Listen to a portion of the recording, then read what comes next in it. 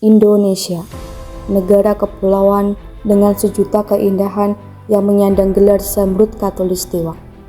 Di balik keindahannya, ia pun menyimpan teka-teki yang mendebarkan sepanjang masa.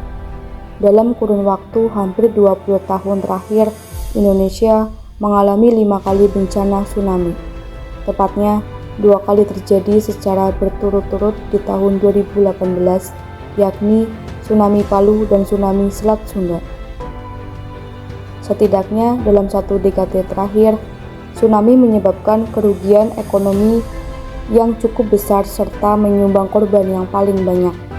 Lalu sebenarnya apakah tsunami itu? Mengapa ia bisa terjadi? Menurut peneliti LIPI, tsunami adalah gelombang laut yang besar dan cepat serta bersifat merusak yang diakibatkan oleh adanya gangguan atau perubahan pada dasar laut maupun kolom air laut. Di Indonesia, tsunami yang terjadi disebabkan oleh 2 hal.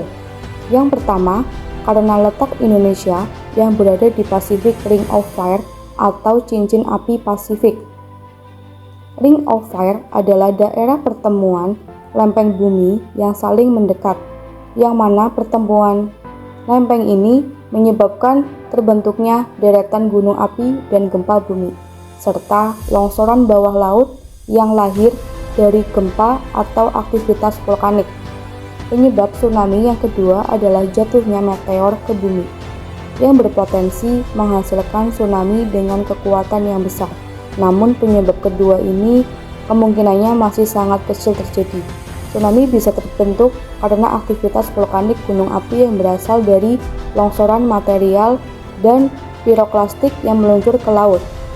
Piroklastik adalah material dari dalam hasil letusan yang mengalir menuruni gunung api dengan cepat. Konon katanya aliran piroklastik ini dapat menuruni lereng dengan kecepatan melebihi 100 km per jam dan suhu yang bisa mencapai 700 derajat Celcius. Di samping itu, lateral blast juga bisa menjadi penyebabnya, yakni tekanan tenaga meletusnya gunung ke laut. Berikut adalah daftar gunung berapi berpotensi tsunami yang masih aktif hingga saat ini.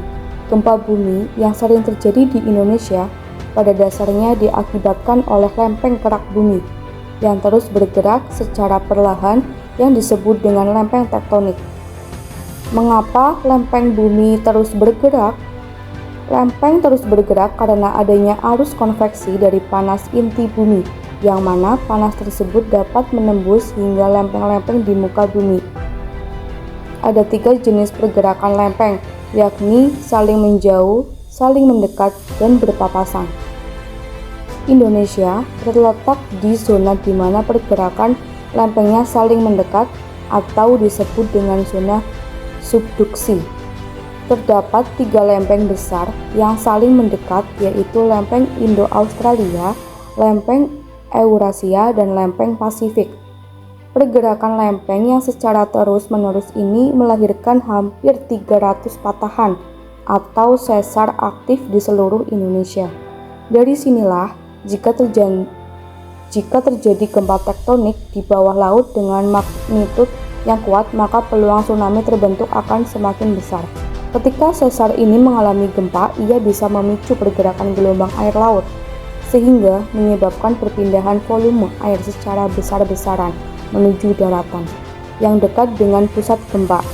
Gempa dan tsunami memang tidak bisa dipisahkan dari Indonesia. Tanpa adanya kejadian alam tersebut, bumi pun tak akan hidup.